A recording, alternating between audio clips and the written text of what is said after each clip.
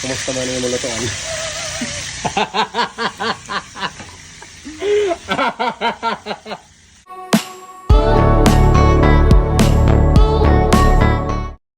Andy at Philmar gipit na nga ba at tinitiis ang ganitong lutuan na sira-sira na pero sabi nga ng iba hanggat mapapakinabangan ay gamitin.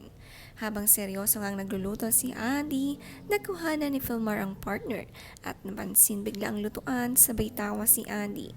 Kahit ganito nga, 3 times a day nga nila itong nagagamit.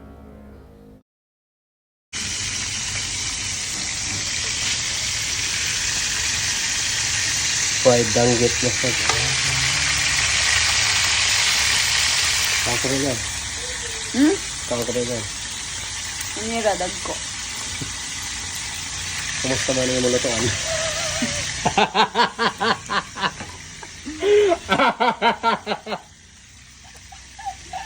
Nahihirap na. Uy, mulaga pa to, no? Kaya pa. It broke. It broke. But, But, stay tuned. yeah. There's We a have- reason why we are not changing it. We'll give you an update.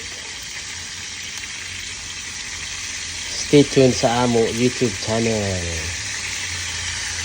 You will see why. Bakit nagkagipit?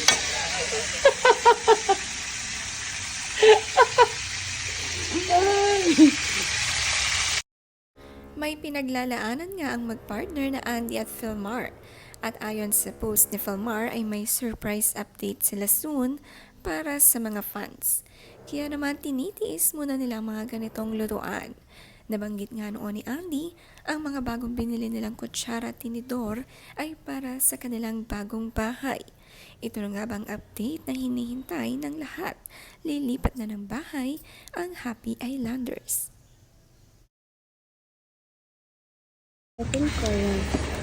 It's big. What? But I can open it. Next one. Okay. Sorry, dear. My food. Daming ganun. Can I eat the black one? Mm.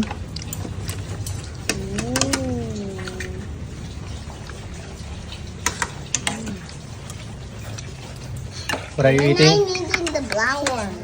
Tahong. You like it? Yummy. How about you, Kuya? You like it? Oh, yeah. Aya. This Tahong. one is super Ong. open already. I Tahong. opened it for you. Tahong, I thought you tahong. couldn't. Sabaw na tahong.